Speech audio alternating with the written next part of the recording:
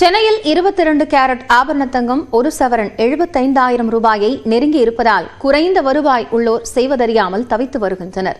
சர்வதேச விலை நிலவரத்திற்கு ஏற்ப தங்கம் விலை நாள்தோறும் மாற்றி அமைக்கப்பட்டு வருகிறது. இந்த ஆண்டின் முதல் நாளான ஜனவரி 1ஆம் தேதி ஒரு சவரன் ஆபரண தங்கத்தின் விலை 57,200 ரூபாயாக இருந்தது. ஜனவரி 22ஆம் தேதிக்கு பிறகு தங்கம் விலை புது உச்சங்களை தொட்டு வருகிறது. கடந்த புதன்கிழமை சவரன் 70,520 ரூபாய் என்ற புதிய உச்சத்தை எட்டி மக்களை அதிர்ச்சியில் ஆழ்த்தியது. அடுத்த நாளே 840 ரூபாய் உயர்ந்து 71,360 ரூபாயாக அதிகரித்தது.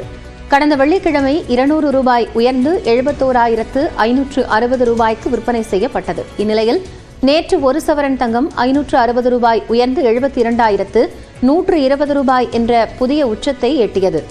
இந்த அதிர்ச்சி அடங்குவதற்குள் சர்வதேச சந்தையில் ஒரு அவுன்ஸ் தங்கம் கணிப்புகளை கடந்து $3,400 மேல் விற்பனையானது. இதன் எதிரொலியாக சென்னையில் 1 கிராம் தங்கம் ஒரே நாளில் 275 ரூபாய் உயர்ந்து 9,290 ரூபாய் என்ற உச்சத்தை எட்டியுள்ளது.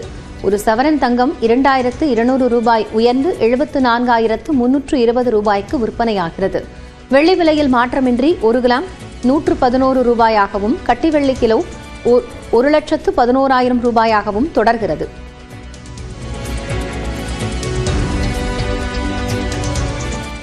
கத்தோலிக்க திருச்சபையின் தலைவரான போப் பிரான்சிஸ் காலமான நிலையில் வழக்கத்திற்கு மாறாக அவரது இறுதிச் சடங்கை நடத்த திட்டமிடப்பட்டுள்ளது. Cari fratelli e sorelle, buona Pasqua.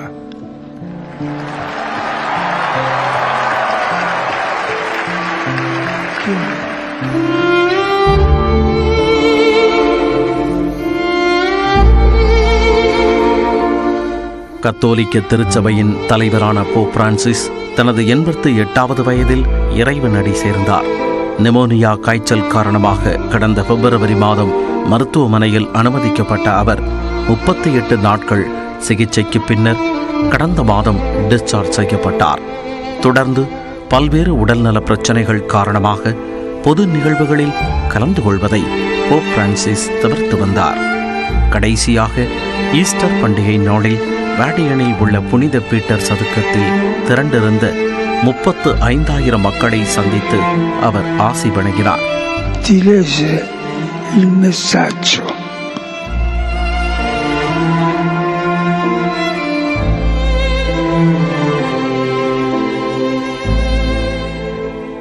இந்நிலையில் அவர் உயிரிழந்ததாக கத்தோலிக்க திருச்சபையின் தலைமையகமான வாடிகன் அறிவித்தது.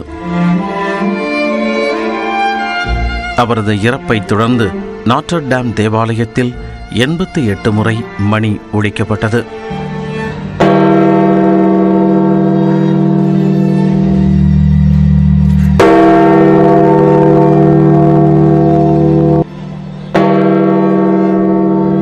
போப் பிரான்சின் மரணத்தை சுற்றி பல்வேறு யூகங்கள் எழும்பிய நிலையில் மூளையில் உள்ள திசுக்களில் ஏற்பட்ட இரத்த கசிவே போப் பிரான்சிஸின் இறப்பிற்கு காரணம் என வாடிகன் உறுதிப்படுத்தியுள்ளது. போப் ஆண்டவர் என்பவர் உயிரிழந்த பின்னர் அவரது இறுதிச் சடங்குகளுக்கு என ஒரு சில வழிமுறைகள் கடைபிடிக்கப்படுகின்றன. இறந்த போப்பாண்டவரின் உடல் வெள்ளை நிற துணியில் வைக்கப்பட்டு போப்பாண்டவருக்கான தனிப்பட்ட தேவாலயமான ரெட்டம் டோரிஸ் தேவாலயத்தில் வைக்கப்படும். போப்பாண்டவர் இறந்த 4 அல்லது 6 நாட்களில் இறுதிச் சடங்குகளை நடத்தி முடிக்க வேண்டும். போப்பாண்டவரின் உடல் சைப்ரஸ், ஈயம் மற்றும் கருவாலி மரத்தால் செய்யப்பட்ட சவப்பெட்டியில் வைக்கப்பட வேண்டும். வாடிகனில் உள்ள புனித பீட்டர் சதுக்கத்தில் உடல் அடக்கம் செய்யப்பட்டு 9 நாட்கள் துக்கம் அனுசரிக்கப்பட வேண்டுமென நடைமுறைகள் கடைபிடிக்கப்பட்டு வருகின்றன. ஆனால் போப் பிரான்சிஸ் இதில் அனைத்திற்கும் மாறுபட்டவராக அறியப்படுகிறார். தனது உடலை ஈயத்தால் ஆன சவப்பெட்டியில் மட்டுமே வைக்க வேண்டும் என தனது இறப்பிற்கு முன் அவர் விருப்பம் தெரிவித்துள்ளார். மேலும் புனித பீட்டர்ஸ் பசிலிக்காவில் தனது கல்லறையை அமைக்க விரும்பாத போப் பிரான்சிஸ் ரோமில் உள்ள சாண்டா மரியா மேகியார் பசிலிக்காவில் தனது கல்லறை அமைக்க விருப்பம் தெரிவித்துள்ளார். 17ஆம் நூற்றாண்டுக்கு பின் வாடிகனுக்கு வெளியே போப்பாண்டவர் ஒருவர் அடக்கம் செய்யப்படுவது இதுவே முதல் முறை. முன்னதாக போப்பாண்டவரின் இறப்பிற்கு பிரதமர் மோடி உள்ளிட்ட உலக தலைவர்கள் இரங்கல் தெரிவித்துள்ளனர். மேலும் போப் பிரான்சிஸ் மறைவை தொடர்ந்து இந்தியாவில் 3 நாட்களுக்கு துக்கம் அனுசரிக்கப்படும் என மத்திய அரசு தெரிவித்துள்ளது. விரைவில் புதிய போப்பாண்டவருக்கான தேர்வு நடைபெறவுள்ள நிலையில் ஆசியா மற்றும் கருப்பினத்தைச் சேர்ந்தவர்கள் உள்ளிட்ட 9 பேர் முன்னிலையில் உள்ளனர். முன்னதாக நிமோனியா காரணமாக போப் பிரான்சிஸ் உயிரிழந்ததாக தகவல் பரவிய நிலையில் ஸ்ட்ரோக் மற்றும் இதய செயலிழப்பால் உயிரிழந்ததாக கத்தோலிக்க திருச்சபையின் தலைமையகமான வாட்டிகன் அதிகாரப்பூர்வ அறிவிப்பை வெளியிட்டுள்ளது.